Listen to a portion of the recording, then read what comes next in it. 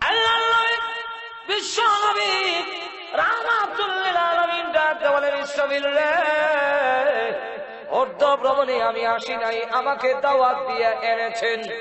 আমাকে দাওয়াত দিয়ে এনে সিংহায় ফু দিয়ে তামাম পৃথিবী ধ্বংস করার জন্য আল্লাহ তোমাকে হুকুম দিবেন না। তুমি আমার সালামের জবাব দিতে পারো। এমনি ইসরাফিল সিংহা সরায় কয়, ওয়া আলাইকুমুস সালাম ইয়া রাসূলুল্লাহ, ইয়া হাবিবাল্লাহ, ইয়া সাইয়্যিদুল মুরসালিন, ইয়া রাহমাতাল লিল আলামিন, ইয়া শাফিউল মুযনিবিন, ইয়া আশরাফুল আম্বিয়া। এইভাবে বলেন, ওগো নবী, আমি আপনার প্রথম সালামই শুনেছি, কিন্তু জবাব দেন এখানে জানেননি। আল্লাহ আমাকে বলেছেন, ইসরাফিল রে, সিংহা মুখে লাগাইয়া অপেক্ষা করতে থাকবে, আমি যেই সময় অর্ডার দিব ওই সময় দিতে হবে, একটা সেকেন্ড যেন বেশ কম না হয়। ওগো আল্লাহর নবী, আমি জানি না কোন সময় আল্লাহ হুকুম দিবেন। আপনি যে আমাকে বারবার সালাম দিচ্ছেন, আমি যদি বলতে যাই ওয়া আলাইকুমুস সালাম ইয়া রাসূলুল্লাহ, ইয়া হাবিবাল্লাহ, আল্লাহ যদি আমাকে হুকুম দেন, ইসরাফিল রে, সিংহায় ফু দে।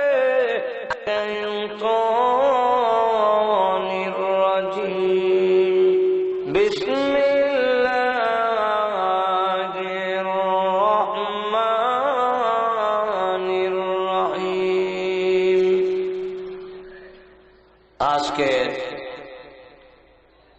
ইসলামী মহাসম্মেলনের অত্যন্ত শ্রদ্ধেভাজন সভাপতি,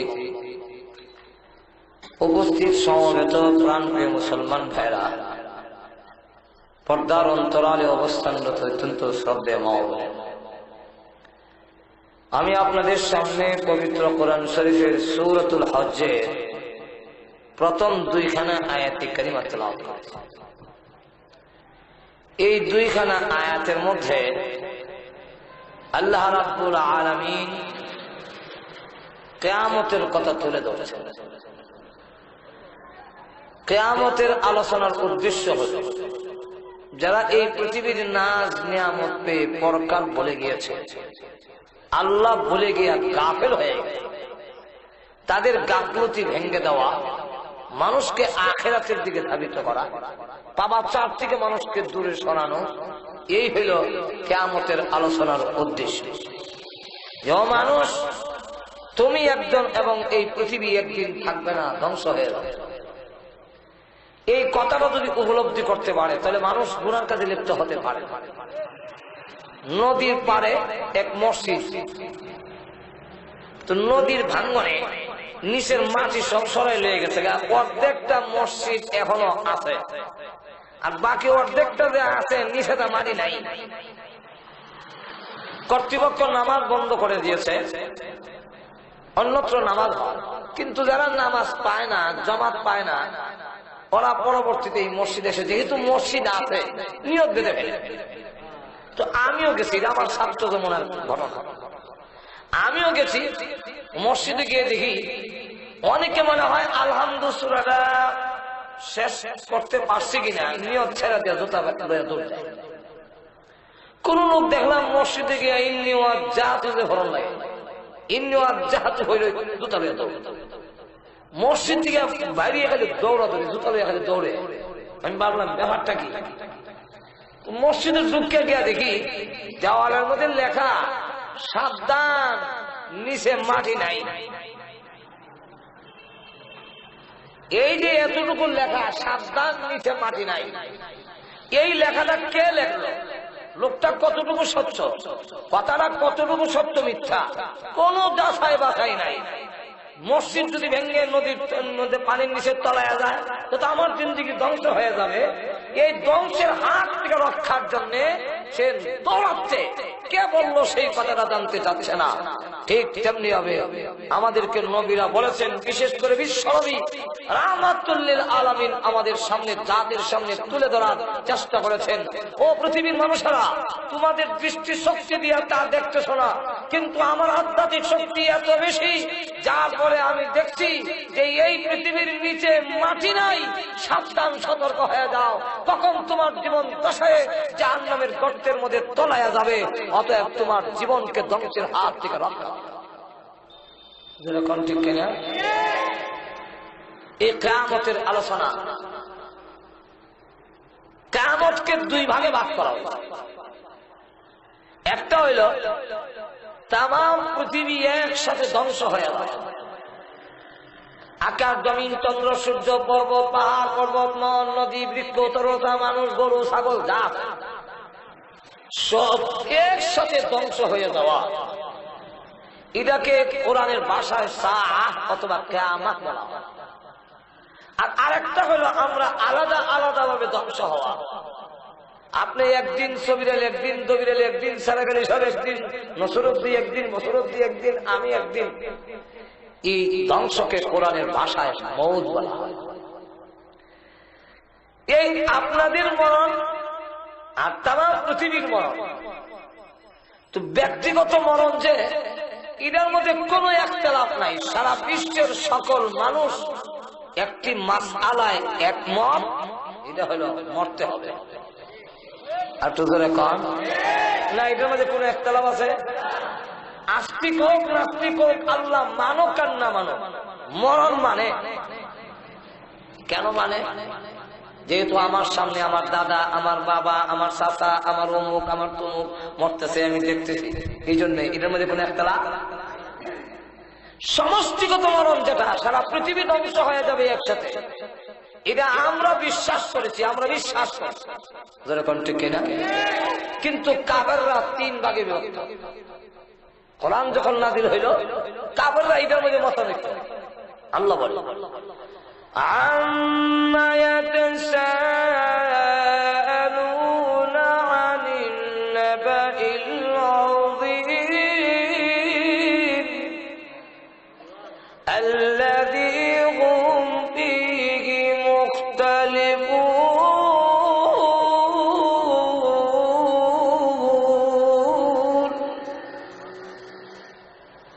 আনিন নাবাইল আযীম, নাবাইল আযীমের একটা অর্থ হলো কিয়ামত। আল্লাযী হুম ফীহি মুখতালিফুন, তার মধ্যে কাফেররা মতানৈক্য। তিন ভাগে বিভক্ত হলো। একদল কয় পৃথিবী ভেঙে ফেলবে আর সব ধ্বংস করে ফেলবে, এটা আমাদের বিশ্বাস হয় না।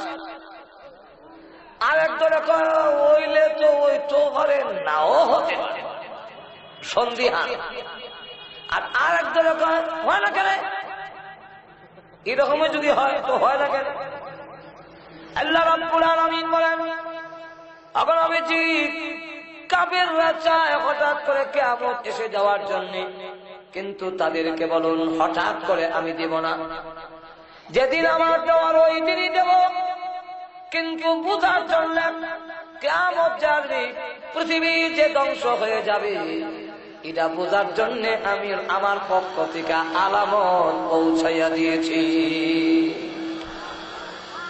আমার পক্ষ থেকে তার শর্ত তার আলামত, قد جاء أشراطها, আমার পক্ষ থেকে শর্ত পৌঁছে গিয়েছে, শর্ত পাঠিয়ে দিয়েছি, এগুলা দেখে যেন বুঝতে পারে কিয়ামত যে হবে। তো আল্লাহ রাব্বুল আলামিন বলেন তাদের কথা মতো কিয়ামত দেওয়া হবে না। কিয়ামত কোন দিন সংঘটিত হবে? এক তারিখটা আল্লাহ ছাড়া পৃথিবীর কাউকে, ফেরেশতাকে, নবীকে, দুনিয়ার কোন ওলি গাউস কুতুবকে আল্লাহ কাউকে জানান না, এটা সম্পূর্ণ আল্লাহর হাতে।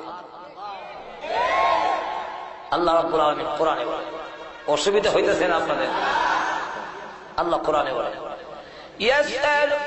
يسألونك عن الساعة أيان مرساها فيما أنت من ذكراها إلى ربك منتهاها। أقول نبيجي يسألونك عن الساعة أيان مرساها, আপনাকে প্রশ্ন করা হয়েছে কিয়ামত কোন দিন, আইয়ানা মুরসাহা, কোন দিন সংঘটিত হবে। তো আপনি বলে দেন ফিমা আনতা মিন যিকরাহা, এর আলোচনার সাথে কিয়ামত কোন দিন হবে তার তারিখ কওয়া, ডেট কওয়া, এটা আমার কাজ নয়, এর সাথে আমার সম্পর্ক নেই। এর সাথে সম্পর্ক হইল ইলা রাব্বিকা মুনতাহাহা, এর শেষ কোন দিন, পৃথিবী কোন দিন ধ্বংস হবে তার এলেম একমাত্র আমার রবের কাছে। যেরকম ঠিক কিনা? তাহলে আপনি কি পরের আয়াতে বলে দেয় ইন্নামা আনতা মুযিরু মান ইয়াখশাহা। কিয়ামতের কঠিন ময়দানে পরকালে আল্লাহর সামনে দাঁড়ায় জবাবদিহি করতে হবে। এই ভয় যাদের আছে তাকে ভয় দেখানিটা হলো আমি নবীর কাজ। তাহলে এখান থেকে একটা কথা সুস্পষ্ট হয়ে গেল, আমরা দেশে আবার একদল আছে যারা মিছিল করে, নবীর খুব ভালোবাসা মহব্বত দেখায়। যেরকম ঠিক কিনা? 12 রবিউল আউয়াল আসলে যেরকম ঠিক কিনা? আমি জিজ্ঞাসা করতে চাই, কোরআন হাদিস দলিল প্রমাণ এগুলো তো অবশ্যই আছে যে সাহাবায়ে কেরাম হযরত আবু বকর সিদ্দিক রাদিয়াল্লাহু আনহু 2 বছর শাসন করলেন, উমর রাদিয়াল্লাহু আনহু 2 বছর শাসন করলেন, উসমান গনি হযরত আলী রাদিয়াল্লাহু আনহু মিলে তারা দেখা গেল খেলাফতের যুগ 30 বছর রইল। এই 30 বছরের ভিতরে সাহাবায়ে কেরামের এই ইতিহাস কিতাবে লেখা আছে, খেলাফতের রাশেদা নামক কিতাবই আছে। এই 30 বছরের ভিতরে কোন সাহাবীর নেতৃত্বে একটা আনন্দ মিছিল বের হয়েছে বলে কেউ আজ পর্যন্ত প্রমাণ দেখাইতে পারে নাই, পারবেও না। তাহলে সাহাবায়ে কেরাম যদি আনন্দ মিছিল করলো না, কারণ এটা হতেও পারে না যে বিশ্ব নবীর আগমনের তারিখ এবং বিদায় হওয়ার তারিখ একই তারিখ, আসা এবং যাওয়া ইখতিলাফ বাদ দিলাম। 12 রবিউল আউয়াল মশহুর তারিখ যেহেতু গ্রহণ করে নিলাম, আল্লামা ইদ্রিস কান্দহলবী রাহমাতুল্লাহ লেখছেন কওলে মশহুর 12 রবিউল আউয়াল, মানলাম 12 রবিউল আউয়াল, ইখতিলাফের দরকার নাই। 12 রবিউল আউয়াল রাসূলের আগমন তারিখ, অবশ্যই এটা আনন্দের। কিন্তু আবার 12 রবিউল আউয়াল যখন বিদায় হয়ে গেলেন, রাসূলের বিদায় হওয়ার কোন ব্যথা কি আপনাদের অন্তরে নাই? একটু জোরে কন। তাহলে রাসূল যেদিন বিদায় হয়ে গেল ওই দিন আনন্দ করবে সত্যিকারের কোন আশিক রাসূল, এই তারিখটা তার আনন্দ আসতে পারে না, বরং তার অন্তরে ব্যথা আসতে পারে। আনন্দ মিছিল তারাই করতে পারে যারা বিশ্ব নবীর বিদায় হওয়ায় আনন্দিত হয়েছে। এবং আজকের পত্রিকায়ও দেখবেন, পত্রিকা খুললে বিস্তার আনন্দ মিছিলের মধ্যে তাদের যিনি প্রধান তাকে একটা পালকির মধ্যে গাড়ির মধ্যে সাজাইয়া নবী বানাই দিছে তারে। যেমন বোঝা যায় এই নবী বিদায় হওয়ার হে নবী হইয়া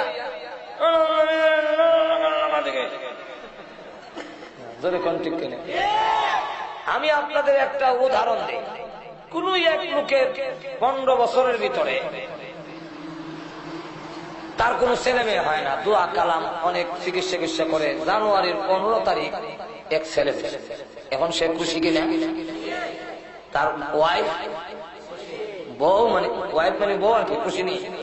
মা বাপ, শ্বশুর শাশুড়ি, 14 গোষ্ঠী, বাড়ির কুত্তা বিলাই হেরো খুশি। কেন খুশি?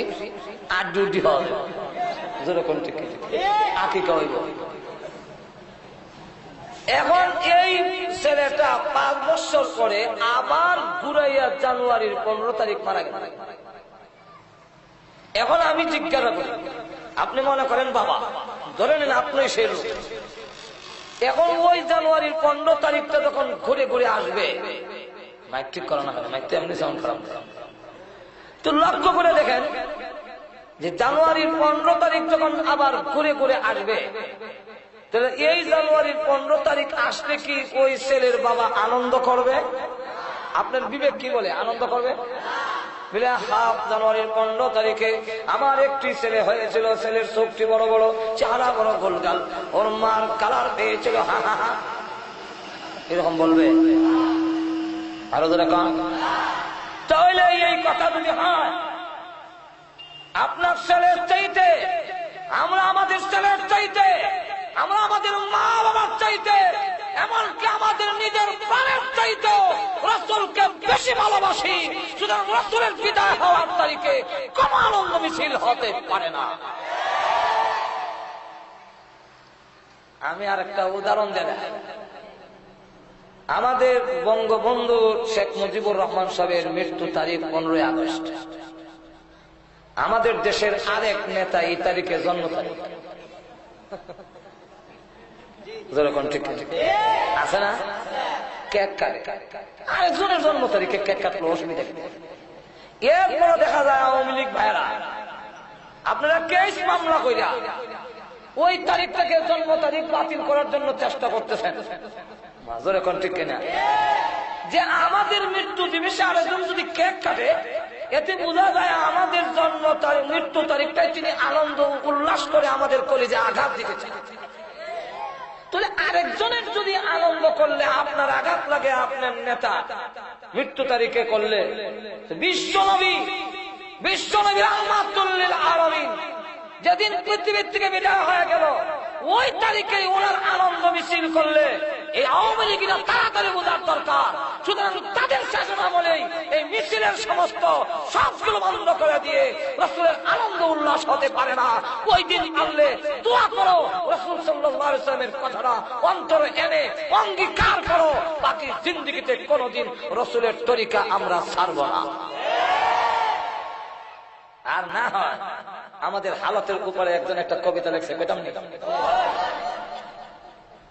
একটা কবিতা লেখছে একজন, রবিউল আউয়াল আসলে নবী আপনার গুণগান গায়। আমাদের নবী কিন্তু শুধু মাসিক না, বাৎসরিক না। আমাদের নবী কি বাৎসরিক নবী? আমাদের নবী কি মনে করেন যে মাসের নবী? রবিউল আউয়াল আইলে শরীর গরম হয়ে যায় শেষ। আমাদের নবীকে প্রতিটি মুহূর্তে স্মরণ না করলে কোনো আমলে আল্লাহর দরবারে গ্রহণযোগ্য হবে। প্রতিটি মুহূর্তে স্মরণ করার ব্যবস্থা করে দিয়েছেন। জোরে কোন ঠিক কিনা? ভাইরা আমার লক্ষ্য করে দেখুন, রবিউল আউয়াল আসলে আমরা একটু আবার জোশ আসে। এই জন্য কবি বলেন রবিউল আউয়াল আসলে নবী আপনার গুণগান গায়। রবিউল আউয়াল গেলে পরে নবী গো আপনাকে আমরা ভুলে যাই। মিলাদ পড়ি, দরুদ পড়ি, কিয়াম করি, বড় বড় সেমিনার করি, জশ্নে জুলুস করি, আরো কত মিষ্টি খাই। মিছিলকারীদের চেহারার দিকে চাইলে পড়ে দাড়ির বংশ নাই। যেরকম ঠিক কিনা? এই হলো আমরা যেরকম ঠিক না। আল্লাহ নবী বিশ্ব নবী রাহমাতুল লিল আলামিন যেদিন পৃথিবী থেকে বিদায় হয়ে গেলেন, আবু বকর সিদ্দিক রাদিয়াল্লাহু আনহু এত ব্যথিত হলেন, কলিজায় এমন আঘাত লাগলো, তিনি ডেকে বলেন নবী বিদায় হয়ে যাওয়ার ব্যথা আমি বরদাস্ত করতে পারি না। 2 বছর 3 মাস 11 দিন তিনি জীবিত ছিলেন। এর ভিতরে তিনি কথা বললে ভিতর থেকে কলিজা পুরা গন্ধ বের হতো। হযরত আবু বকর সিদ্দিক রাদিয়াল্লাহু আনহু শুকাইতে লাগলেন, কঙ্কাল হয়ে গিয়েছিলেন, কলিজা ভিতরে পুড়ে গিয়েছে। ঘুমায়া ঘুমাইয়া আখরাতে তিনি শ্বাস ছাড়তেন, উপরে সামিয়ানার মধ্যে দাগ পড়ে গিয়েছিল। ইতিহাসের কিতাবে লেখে উপরে দাগ পড়ে গিয়েছে, আমার নবী নাই, আমার নবী নাই। নবীর বিরহ ব্যথা আবু বকর সিদ্দিকের মনে যদি আঘাত লাগলো, আবু বকর সিদ্দিক রাদিয়াল্লাহু আনহু চাইতে কি আমাদের দেশের যারা মিছিল দেয় হেরার মহব্বত বেশি। বারবার লক্ষ্য করে দেখুন, শুধু তা না, নবীজির কলিজার টুকরা সন্তান, অন্যের কথা বাদ দিলাম, নবীজির কলিজার টুকরা সন্তান যিনি আল্লাহর নবী দাওয়াতের কাজে গেলে হযরত খাদিজাতুল কুবরা রাদিয়াল্লাহু আনহা পৃথিবী থেকে বিদায় হওয়ার সময় কাঁদলেন। জিজ্ঞাসা করে কাঁদলেন কেন? খাদিজাতুল কুবরাকে জিজ্ঞাসা করেন, আল্লাহর নবী বললেন খাদিজা তুমি কাঁদো কেন? খাদিজাতুল কুবরা রাদিয়াল্লাহু আনহা বলেন 2টা কারণে কাঁদি। একটা হলো আমি বিদায় হয়ে গেলে কবর কি লইয়া যাব, ভয় লাগে গো কবর কি নিয়ে যাব। আর একটা হলো আমি বিদায় হয়ে গেলে আপনার পাশে খেয়ে দাঁড়াবো। নবীজি আমি তো আপনার পাশে ছিলাম, আমি বিদায় হয়ে গেলে কাফেররা যদি নির্যাতন করে আপনার দাওয়াতের কাজে বাধার সৃষ্টি করে কে দাঁড়াবে? ফাতেমা ছোট মেয়ে এমনি ডাক দিয়ে বলে, আম্মা আপনি কাঁদেন না, আমি ওয়াদা দিলাম আপনি বিদায় হয়ে গেল আমি আমার আব্বার পিছন কোনোদিন ছাড়বো না। আল্লাহ নবী দাওয়াত দিতে গেলে পিছনে কবরের মধ্যে ফাতেমা ধরে রাখতেন। নবীজি লা ইলাহা ইল্লাল্লাহ দাওয়াত দেয়, ফাতেমা নবীজির কবরের মধ্যে ধরা। এই অবস্থায় হযরত ফাতেমা রাদিয়াল্লাহু আনহা বিদায় হওয়ার সময় বলেন, ওগো আব্বা আপনি বিদায় হয়ে গেলে আমি কেমনে এই দুনিয়াতে আর থাকবো? আব্বা আমার যে মা নাই, ভাই বোন কেউ নাই, আপনি বিদায় হয়ে গেলে আমি কার কাছে যাবো? কে আমাকে প্রভু দিবে? আমার চুলায় আগুন ধরে না, হাসান হুসেইন কান্দে, তখন আমি কি দিব? আমি কাকে কার সামনে নিয়ে হাজির করব? আল্লাহ নবী বলেন, আমি তোর কথা বলতে পারি না, তোর কানটা দেখ, আমার টুরির উপরে আমি বলবো। টুরির উপরে রাখলে পরে ফাতেমা রাদিয়াল্লাহু আনহার কানে আল্লাহ নবী বলেন, মা গো কান্দিস না, আমি পৃথিবীর থেকে বিদায় হওয়ার পরে তোমার বেশি দিন কষ্ট করতে হবে না। কবরের জগতে সর্বপ্রথম আমার পরিবার এবং আমার সাহাবীদের থেকে সর্বপ্রথম তোমার সঙ্গে আমার দেখা হবে। হযরত ফাতেমা রাদিয়াল্লাহু আনহা কিছু সময় চললে মুস্কি হাসি দিলেন, কিন্তু রাসূল বিদায় হওয়ার পরে এই বিরহ ব্যথায় যে তিনি শুয়ে পড়লেন, এই যে বিছনায় শুইলেন, 4 মাস মতান্তরে 6 মাস হযরত ফাতেমা রাদিয়াল্লাহু আনহা বিছনায় শুয়েছিলেন, আর উঠতে পারেন নাই।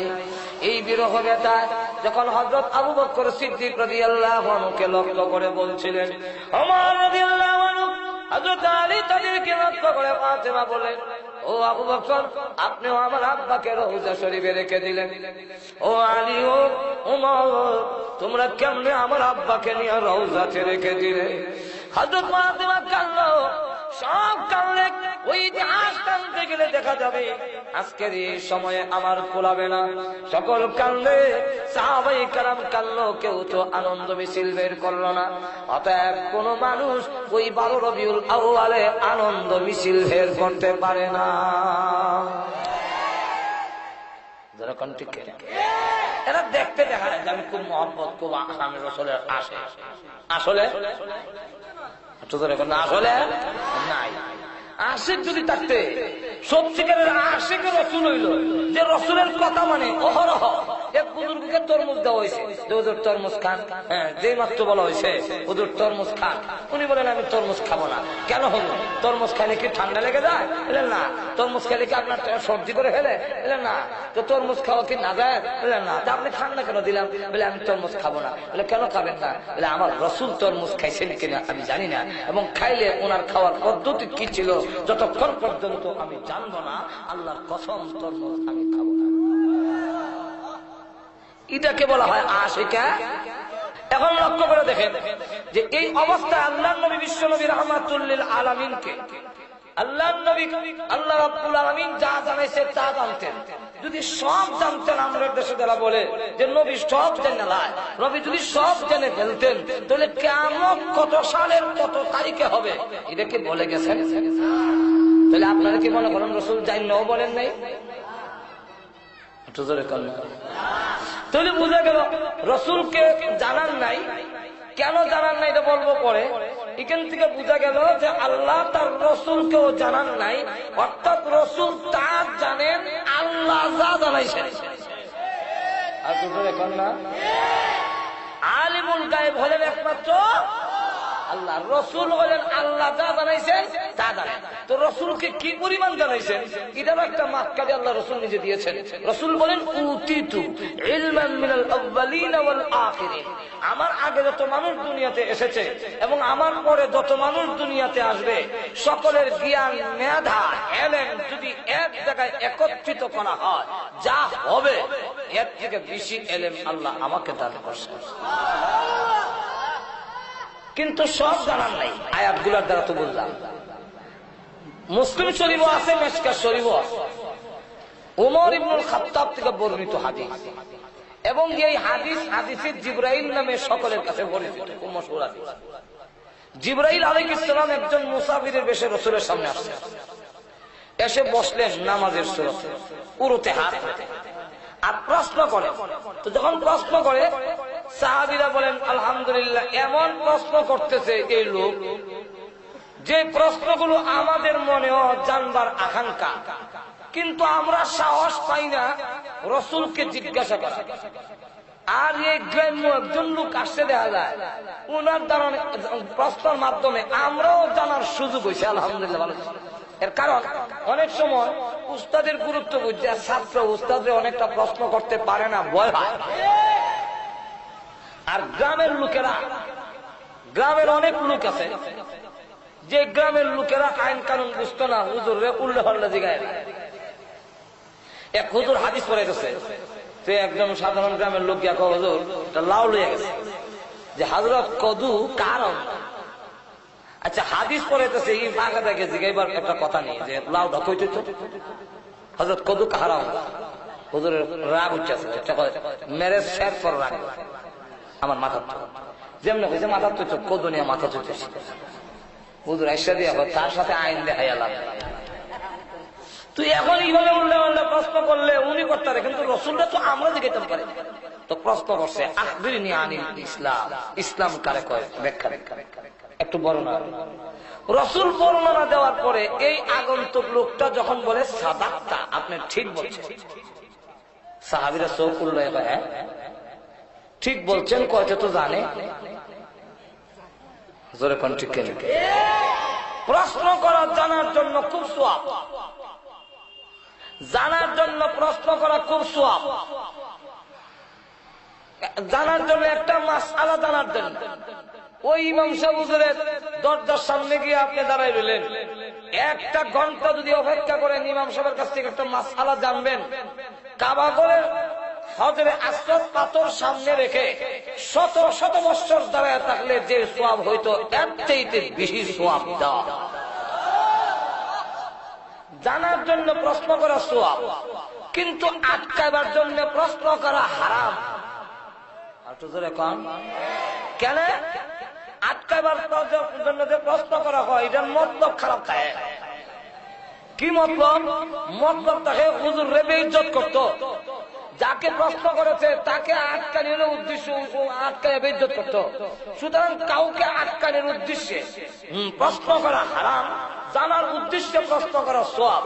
এখন ওনার কথার দ্বারা বোঝা যায় ঠিক কইছেন, সে তো বোঝা যায় জানে, জানি না প্রশ্ন করে। সাহাবায়ে কেরাম বলেন আজাব না, আমরা অত্যন্ত আশ্চর্য হয়ে গেলাম। পরে দেখি এই লোকটা প্রশ্ন করতে করতে যাচ্ছে, এক জায়গায় গিয়ে প্রশ্ন করলেন আখবিরনি আনিস সাআ, কিয়ামত। আখবিরনি আনিস সাআ আই মাতাস সাআ, কিয়ামত কোন দিন সংঘটিত হবে এটা একটু বলেন তো দেখি। আল্লাহর রাসূল কিন্তু চিনে ফেলছেন। আল্লাহর রাসূল বলেন মাল মাসউলু আনহা বিআলামা মিনাস সাইল, প্রশ্নকারী যেমন জানে না কিয়ামত কোন দিন হবে, তাকে প্রশ্ন করা হয়েছে উনিও জানেন না কিয়ামত কোন দিন। কথা হলে কিছু আলামত বলে, তো আলামত বলছেন। এরপরে যখন চলে যাচ্ছেন রাসূল বলেন ইয়া উমর, হে উমর আতাদরি মানে সাইল, প্রশ্নকারীকে চিনছো? হযরত উমর বলেন আল্লাহু আ'লাম ওয়া রাসূলুহু, আল্লাহ এবং তার রাসূল ভালো জানে।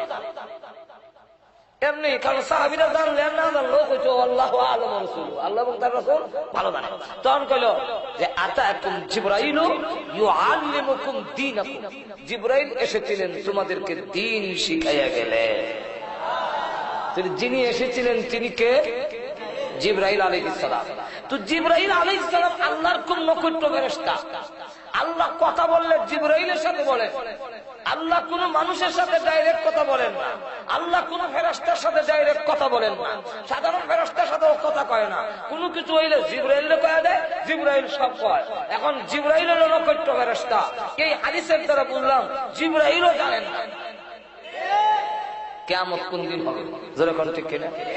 আচ্ছা আরেকটু আগুয়াই সামনের দিকে যাই, আরেকটু অগ্রসর হয়ে গিয়ে দেখি জিবরাইল তো জানেন না, যিনি সিংহায় গু দিব উনি জানেন। ওনার নাম কি? আর একটু জোরে কোন। আল্লাহর নবী রাহমাতুল লিল আলামিন মেরাজের রাত্রিতে উঠতে ভ্রমণে যখন গেলেন, সকল ফেরেশতার হালত বিশ্ব নবীর সামনে তুলে ধরা হলো। কোন ফেরেশতা কোন অবস্থায় আছে সবগুলো নবীর সামনে তুলে ধরলেন। হঠাৎ করে বিরাট বড় একটা মূর্তির সামনে পড়লো, এত বড় এই তামাম পৃথিবীর সমান হইল লৌহে মাহফুজের একটা প্লেট, যেখানে কোরআন আমরা সবের ছবি আছে।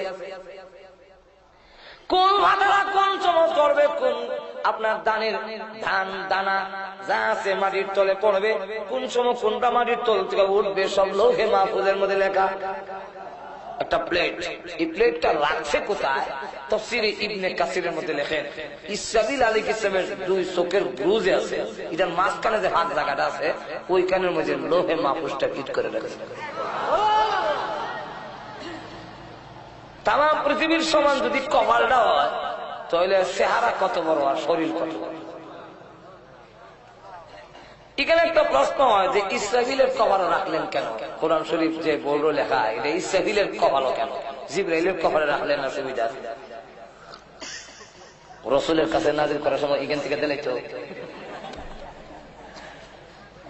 এটা কইতাম নি। তাফসীরের কিতাবে লেখছেন আল্লাহ যখন বললেন وَإِذْ قُلْنَا لِلْمَلَائِكَةِ اسْجُدُوا لِآدَمَ فَسَجَدُوا إِلَّا إِبْلِيسَ।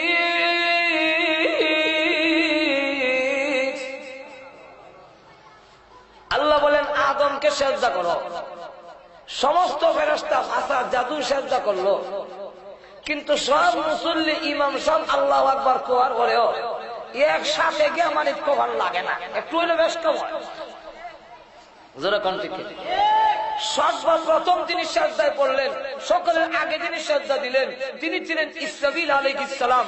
আল্লাহ বলেন তুমি যখন সকলের আগে আমার হুকুমটা মানছো, সিজদায় পড়ে গেছো, যে তোমাকে সম্মান দিলাম, আমার পবিত্র কালাম তোমার কপালের মধ্যে রেখে দিলাম। তাহলে ইসরাফিল আলাইহিস সালামের কবর কোরআন শরীফ রাখার ফলে ওনার কি ফায়দা হইল? ওনার ফায়দা তাফসীরের কিতাবে লেখেন আল্লাহ তার কুদরতি দৃষ্টি দৈনিক 360 বার লৌহে মাহফুজের দিকে চায়, আর এই চাওয়ার কারণে ইসরাফিলের দিকেও আল্লাহর নজর হয়ে যায়। তখন লাভ হইছে না ক্ষতি হইছে? আচ্ছা রাখ ইসরাফিল আর মুখের মধ্যে একটা সিংহা লাগানো। এই পৃথিবীর যতটা প্রাণী আছে ততটা ছিদ্র তার সিংহের মধ্যে আছে।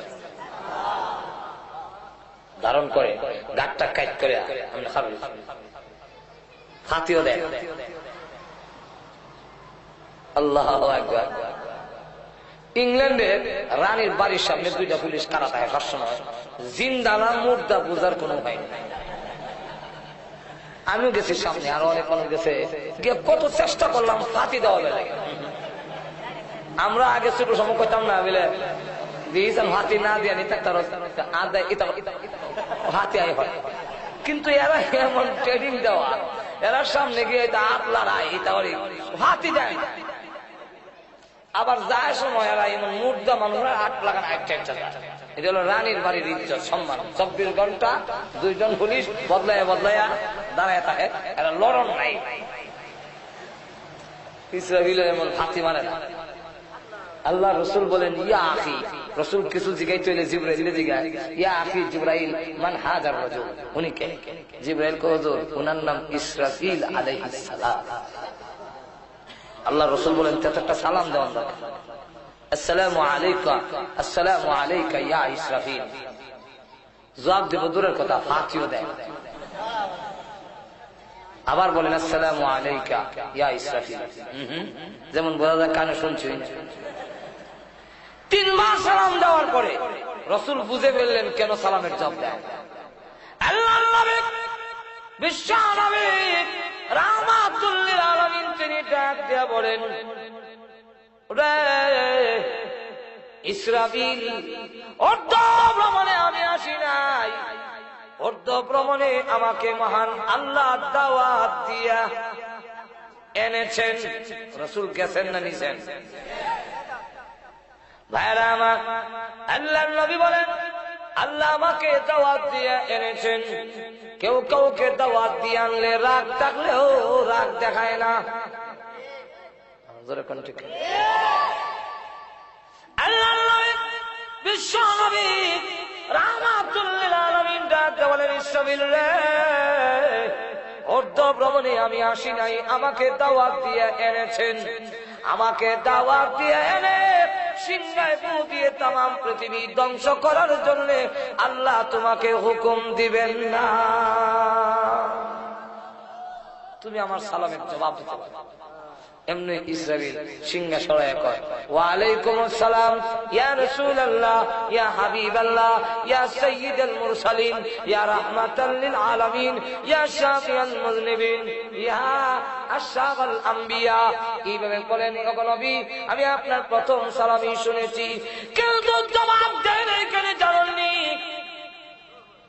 আল্লাহ আমাকে বলেছেন ইসরাফিল রে সিংহা মুখে লাগাইয়া অপেক্ষা করতে থাকবে, আমি যেই সময় অর্ডার দিব ওই সময় ফু দিতে হবে, একটা সেকেন্ড যেন বেশ কম না হয়।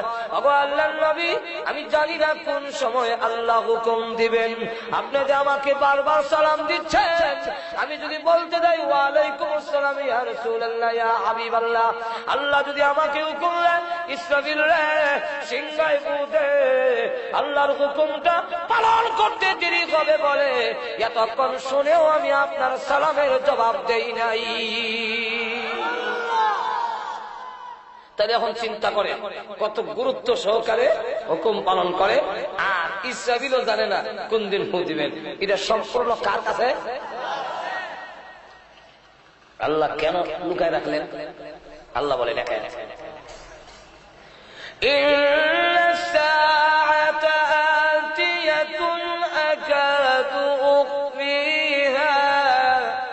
لتجزى كل نفس بما تسعى। আল্লাহ বলে কিয়ামত আনেওয়ালি, কিয়ামত অবশ্যম্ভাবী, কিন্তু আমি আল্লাহর ইচ্ছা লুকায় রাখতে কেন? যেন তোমাদের প্রত্যেকটা প্রাণীর প্রতিদান জীবনে যা কামাই করছে তার প্রতিদান, তার যাজা, তার বিনিময়, তার বদলা যাতে দিতে পারি, এই কারণে আমি আল্লাহ এটা লুকায় রাখছি। কারণ হইল লুকায় আমরা প্রকাশ করে দিলেন না ভালো আছেন, তাহলে অমুক পর্ব 2010 সালের জানুয়ারি ফেব্রুয়ারির 25 তারিখ, অমুক পর্ব 26 তারিখ, অমুক পর্ব 28 তারিখ, এরপরে আবার মার্চের 10 তারিখ মর্ব নসরুদ্দি। এটা আমরা যার আল্লাহ জানাই লিস্টি দিলাই তো তেন সুবিধা আছে বুঝলে না? জানাই লিস্টি দিলাইলে প্রথম নম্বর হলো পৃথিবীর আইন শৃঙ্খলা ঠিক থাকবে না। আপনারা এই নন্দনপুর বাজারটা ওই পুলিশ আর্মি বিডিআর কন্ট্রোল করতে পারত না, কারণ যে সময় জ্বালার গাড়ি লয়ে যাব এই সময় গাড়ি ঘোড়া যেভাবে বিল লাগায়, এখন যদি হেজাই না যায় যে 2020 সালের ফেব্রুয়ারির 15 তারিখ মারা যাইব, হে জ্বালান মাঝখান দিয়া রাস্তার মাঝখান দিয়ে আঁকবো, ট্রাক আয়া বিছেন্দা অরণ দিল হেল অর্থ না কবে উঠে তো যাবো, আমার এখন টাইম নাই, কারণ হে জানে এখন উপরে গেল মরতো না। 2020 সালের জানুয়ারির 10 তারিখ বা ফেব্রুয়ারি 15 তারিখ মারা যায়, ধরে কোন ঠিক কিনা? আর এমনি একটা সিএনজি এসে পিছিয়ে যাচ্ছে খালি হরন দেয় হুট করে, এমনি দেখা যায় হ্যাঁ উঠটা দৌড় দিয়ে গিয়ে কাটা ফেরা হয় মনে হয় সরকারি আজকা বাড়ি দিয়ে বউরে করে একটা মুরগি সৎকা দেয় বেলে খেলে বেলে গ্যাস কম কাছে সাক্ষাৎ করে ধরে কোন ঠিক না? ঠিক এলো এক বিশেষ মন্ত্রী করেন যেত না, যাইতাম সরাই, এখানে হইলে আসল পয়েন্ট হইলে আজকে সরাই, এখানে টিউনো সাহেব এবং উপজেলার চেয়ারম্যান সব পয়সা রয়েছে, জানেন তো একটু উত্তপ্ত গেল কথা বলছেন, এখানে একটু উত্তপ্ত ভাব না, এর লেগে এখানে যাওয়ার লাগে। তো আপনারা একটা সাইড আবার এখানে যাইতাম, অত বেশি সময় যেমন দিত না, আর এখনো অত বেশি দেয় না। আপনার যে শেষে খাওয়ানোর পরে যে ফিরনি আছে না, এইটা একটু দেয় মনে ঠিক না? ঠিক না? যাক গেল একটা। আর একটা হইল মানুষ যদি জানালায় মানুষের মধ্যে গাফলতি এসে যাবে, আমলের দিক থেকে মানুষ গাফেল হয়ে যাবে। কেন গাফেল হয়ে যাবে? তখন দেখা যাবে ইমাম সাহেব মুয়াজ্জিন সাহেব উনারা তো চাকরির কাতারে মসজিদে আউন লাগে, আর বাকি মুসল্লি থাকবে না। মুসল্লি দেখা যাবে যারা যাদের যাদের মরণ গনে এসে ওই এরা ছাড়া আর কেউ মসজিদে নাই। কেন? 2000 সালে মার্চের সে 15 তারিখ মারা যাবে, এত আগে মসজিদে যাওয়ানোর দরকার আছে? 3 চিল্লার বুঝ রেখা যা কাম পোকাম আছে সব স্টার্ট দিব, আর 3 চিল্লার বুঝলে এরপরে যখন দেখো আর 3 চিল্লা বাকি আছে গাছটি লইয়া তবলিগো যাবো আর বাড়ি থাকতাম না। আর এমনি আমি আপনাদের জিজ্ঞাসা করি, এই মাহফিলে বসা অবস্থায় মরণের সম্ভাবনা আসেনি? খালি আমার না আপনারা সব মৃত্যুর সম্ভাবনা আছে কি নাই? আমি আজকের এই আলাপটা আমার জীবনের শেষ মাহফিল হতে পারে। ওয়াজ শুনতে শুনতে মানুষ মারা যায়, যখন ঠিক কিনা? কি মাহফিলে ওয়াজ করলাম আমি এবং শেখ দিকল বাগি, কিন্তু আমি কোন থেকে উঠলাম, শেখ দিকল বাগি আর উঠলেন না, যখন ঠিক ঠিক না? একই মাহফিলে 2 জনের ওয়াজ হইলো, আমি ওয়াজ করে রাত্রে আবার ঘুমাইলাম, সকালে উঠলাম, আর দেখা গেল হুজুর তো আর উঠলেন না। তাহলে আমি আজকের এই মাহফিল জীবনের শেষ মাহফিল হতে পারে। আর তো ধরে কর না, আমিও জানতাম না যে আর ওনার সাথে দেখা হইতো। আর তো ধরে কর না, উনিও জানতেন না আমার সাথে আর দেখা হবে না। তাহলে আজকের রাত্রে যদি আপনাদের মরার সম্ভাবনা থাকে, তাহলে এবার বলুন, বুকে হাত দিয়ে বলুন যে এই সম্ভাবনা যদি থাকে, তাহলে নামাজ মনে হয় 8 বছর পরে পড়লে চলবে। মরবেন আজকে আর নামাজ পড়তেন 8 বছর পরে। আজকে যদি মরার এই কথাটা যদি অন্তর থেকে আপনি বলে থাকেন, তাহলে আজকে রাইতে আমার মরার সম্ভাবনা। সুদ কি আরো 10 বছর খাইয়া ছাড়বেন, না একদম থেকে ছাড়ার দরকার? আর তো জোরে কন্যা, আপনি কি জিনা আরো 10 বছর কইরা ছাড়বেন? কইরা লই। আল্লাহ রাব্বুল আলামিন মরণ কেন লুকায় রেখে দিলেন, কিয়ামত কেন লুকায় রেখে দিয়েছেন? ও পৃথিবীর মানুষেরা, আমি আল্লাহর ইচ্ছা হলো 24 ঘন্টা তোমাকে ইবাদতের মধ্যে জড়িত করার জন্য, ইবাদতের মধ্যে জড়ায় রাখার জন্য আমি আল্লাহ তোমার মরণকে লুকায় রেখে দিয়েছি, যাতে 24 ঘন্টা তুমি মৃত্যুর জন্য প্রস্তুত থাকতে পারো। সামান নিয়ে আজরাইলের গাড়ি আইলে যেন তোমার কোনো অসুবিধা না হয়। একটা উদাহরণ দিই, তুই আপনারা বুঝে ফেলবেন। দেব উদাহরণ? এত ধরে কন, এক লোক মনে করেন চিটাগাং যাবে, আপনার নন্দনপুরের এক লোক গিয়া ট্রেন ধরবে, ট্রেনে যাবে চিটাগাং। টিকিট তো আগে কারণ লাগে না, পরে ব্যাগের ভিতরে 3-4 দিন থাকবে, সুতরাং লঙ্গি গামছা এটা তো কিছু নিতেইব না, নেওয়া লাগবে না? এই ব্যাগটা কি গাড়িতে উঠতে গিয়ে নেওয়ার লেগে পারবেন না? আগে আগে এরপরে আপনার কিছুদিন এখানে থাকতে গেলে তো কিছু টাকা পয়সার দরকার, এটার সাথে লোন লাগতো না? এটা কি গাড়ি একজন কই ছবি আলি আমার ছেলেরা কয়েছেন 500 টাকা লয়ে চোখে আগে লয়ে যাবে গিয়ে সব করে রেডি করে ব্যাগ সাথে রাখা টিকিট কাটটা ব্রাহ্মণবাড়ি স্টেশনে বসছে। স্টেশন মাস্টার জিগাইল ট্রেনটা কই আছে, খবর নাই। নাই এরকম এমন জীবনের ঘটনা নাই? আমি তো নিজেই মানে দেখা বুঝাচ্ছি। মাস্টার সাহেব, সিটাঙ্গের গাড়িটা ঢাকার থেকে যেটা আইব সিটাঙ্গে তো এটা বা সিলেট থেকে, হ্যাঁ সিলেট থেকে আহরা দিয়া, তো ঢাকার থেকে যেটা আসবে এটা কখন আসবে, কই আছে, কই এখনো খবর। এমন সময় আপনার বিয়াই গিয়া লাগাল হয়েছে, লাগাল ভাই বিয়াই কই যাবেন সিটাঙ্গে, আর ট্রেনের তো খবর হয়েছে না, মিষ্টি খাওয়াই দিই, মিষ্টি খাওয়াই। আপনি বলেন ভাই আমি ট্রেন এসে বলবে, আরে খবর হয়েছে না। বিয়ের এই কথাই ভাম করছে, আপনি তখন যাক খাইয়ে মিষ্টি লয়েছে মহাদেব পট্টি। আচ্ছা মহাদেব পট্টি বাদ দিলাম, রয়েছে আপনার না না ওই যে মোড়টা কালীবাড়ির মোড়, কালীবাড়ির মোড় আছে মিষ্টি খাওয়াই। এখন কালীবাড়ির মোড় আয় যখন মিষ্টি আর আইবার সময় ভাবলো যে এই গাছটি কইল আর মিষ্টির দোকানে যেতাম, এটা তো হয়ে গেছে চালের দোকান, আর টিকিটটা তো ফানের দোকান, আর সে আইসে কালীবাড়ির মোড় মিষ্টি খাইতে। এখন মিষ্টি যখন সামনে দেওয়া হয়েছে তখন কাটা চামচ দিয়ে মিষ্টিটা গুতা দিয়া মুখের কাছে আনছে, এমনি শুনে উইশাল শোনা যায়। এখন যেই মাত্র গাড়ির উইশাল শুনে এখন মিষ্টি আর মুখে না দিয়া কবি মিষ্টি আছে গাড়ি কই, আমি কই, ব্যাগ কই, টিকিট কই। এখন একবার উঠে একবার এখন কি করি, জোরে কোন ঠিক কিনা? আজরাইলের গাড়ি কোথায় আছে সব লোকে রেখে দিয়েছেন পৃথিবীর মানুষ। যাবি তুই কবর হইয়া, হাসরের মাঠ হইয়া, জান্নাতে তোর যেতে হবে তোমার পারি। তুমি এখান থেকে টিকিট কেটে প্রস্তুত থাকো। আজরাইলের গাড়ি কোথায় আছে তোদেরকে জানাইলাম না, জানলে কিছু গাফলতি এসে যাবে, যাতে প্রস্তুত থাকতে পারো। যদি কবরের টিকিট থাকে, হাসরের মাঠের সামান থাকে, আজরাইলের গাড়ি আইলে তোমার হতাশা হওয়ার দরকার পড়বে না। আর যদি সামান না থাকে, আজরাইল আইলে তোমার হতাশার সীমা থাকবে না। হযরত বিলাল রাদিয়াল্লাহু আনহু সামনে এসে আছেন। আসসালামু আলাইকুম ইয়া বিলাল। সালাম। আল্লাহ আপনাকে সালাম দিয়েছেন।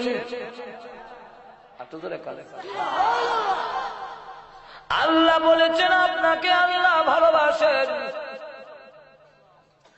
আল্লাহ ভালোবাসবেন না কেন? বেঈমান কাফেররা গাত্রাঘাত করে, উনি জুড়ে জুড়ে আল্লাহু আহাদ বলে। হযরত আবু বকর সিদ্দিক রাদিয়াল্লাহু আনহু বলেন, জুড়ে কইস না, কাফেররা বেশি মারবো। উনি বলেন, বলবো না। একদিন, দুই দিন, 3 দিন ওয়াদা করেছে, কিন্তু তিনি আল্লাহু আহাদ বলে আবার ওয়াদা করে বলবো না। আবু বকর সিদ্দিক রাদিয়াল্লাহু আনহু বলেন, বিলাল আমার সাথে ওয়াদা করো, কিন্তু আবার জোরে জোরে আল্লাহু আহাদ বলো কেন? আস্তে বললেই হয়। এমনি বিলাল বলেন, হ্যাঁ আবু বকর সিদ্দিক, ওই বেঈমান কাফেররা যখন আমাকে ব্যত্রাঘাত করে আর আমি আল্লাহু আহাদ বলি, তখন এত মজা, এত মধুর লাগে। ওই বেঈমান কাফেরদের নির্যাতনের কষ্ট আমি বিলাল আর ঠার পাই না।